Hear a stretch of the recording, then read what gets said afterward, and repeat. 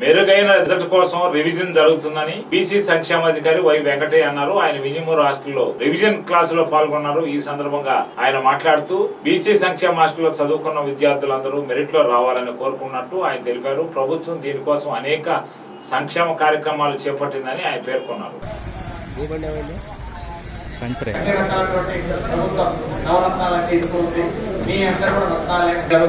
విగ్రహాన్ని కూడా మన విజయవాడలో స్థాపించడం జరిగింది.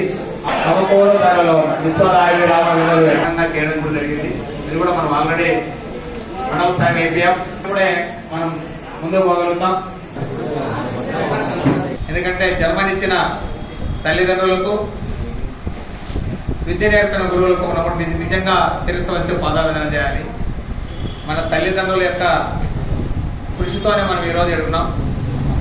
ఎందుకంటే ఆదివారం అయినా హ్యాపీ సండే, ఎంజాయ్ సండే అన్నట్టు కాకుండా ఒక్క రోజులో ఎందుకు తెలుసు కదా, మనకు తెలిసి ఒక ఐడియా జీవితాన్ని మార్చేస్తుందని ఒక ఐడియా ఆ కోసం వీడికి రావడం, వీళ్ళందరినీ పిలవడం జరిగింది. ఇష్టపడి కష్టపడితే మనం నెంబర్ వన్నే.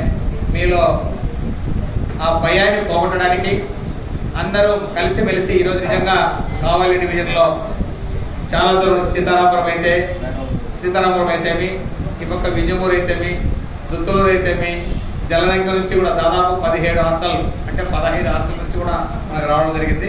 2 హాస్టల్ మాత్రమే మిస్ అయినాం. ఎవరా అంటే ఉదయగిరి బాయ్స్ ఒకటి మిస్ అయినాం, సర్వాయిపాలెం ఒకటి మిస్ అయినాం. ఆ 2 హాస్టల్లో మనము పిల్లలు చేరని కారణంగా అవి తెరవలేదు. అవి హాస్టల్స్ కూడా ఈ సంవత్సరం మళ్ళీ ప్రపోజల్స్ వేరే ఊళ్ళు షిఫ్ట్ చేయాలన్నా లేకపోతే అప్గ్రేడ్ చేయాలన్నా అనే దాన్ని కూడా ప్రభుత్వం నివేదిక పంపడం జరిగింది. అవి కూడా దాన్ని వీలైనంత తొందరగా నెక్స్ట్ ఇయర్ అవి ఫుల్ బడ్జెట్ మనం ఉపయోగించుకోవడానికి అవకాశం ఉంటుంది. ముఖ్యంగా మనం సుధాకర్ గారు చెప్పారు, జగనన్న వసతి దీవెన అయితేమి, విద్యా దీవెన అయితేమి, విదేశీ విద్య అయితేమి, అదేవిధంగా స్టడీ సర్కిల్ కూడా ఉంది మనకి. ఎందుకంటే గ్రూప్ 1 గ్రూప్ 2 కోచింగ్ కూడా మనకి యాక్చువల్గా గ్రూప్ 2 కోచింగ్ కూడా ఇస్తున్నాం మన నెల్లూరులో. అది ఆర్టీసీ బస్ స్టాండ్లోనే దగ్గరగా ఉన్నటువంటి మీ సేవా కార్యక్రమం ఆ సెంటర్లో.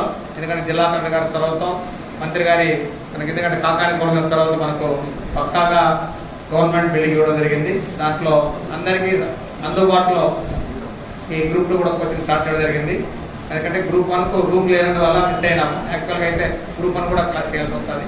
కాబట్టి ముఖ్యంగా మీకు ఇచ్చిన ఈ ఒక్క రోజులో మీ మెలకువల గురించి చెప్పడం, మీలో భయాన్ని పోగొట్టడానికి 10వ తరగతిలో ఖచ్చితంగా సాధిద్దామన్నా అనేదాన్ని మీరందరూ కూడా సాధించాలనే ఉద్దేశంతో ఇంతకు చెప్పాం. పోయిన సంవత్సరం 585 మార్కులు వచ్చాయి మనకు ఇన్స్టిట్యూషన్. ఎందుకంటే మీకు అవార్డు కూడా ఇవ్వడం జరిగింది. ప్రతి స్కూల్లో వాళ్ళకి ముగ్గురికి మొదటి బహుమతి, 2వ బహుమతి, 3వ బహుమతి, అదేవిధంగా మండలం ఫస్ట్, కాన్స్టిట్యూషన్ ఫస్ట్, జిల్లా ఫస్ట్, రాష్ట్ర ఫస్ట్.